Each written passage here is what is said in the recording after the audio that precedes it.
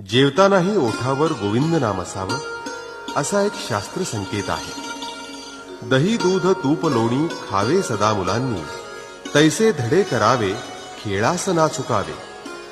समर्थ रामदास स्वामी म्हणतात, अन्न हेच परब्रह्म आहे.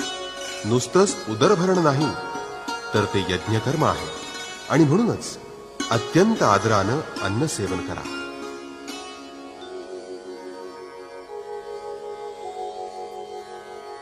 वदनी कवळ घेता नाम घ्या श्री हरीचे, सहज हवन होते नाम घेता फुकाचे. जीवन करी जीवित्वा अन्न हे पूर्ण ब्रह्म, उदर भरण नोहे जाणीजे यज्ञ कर.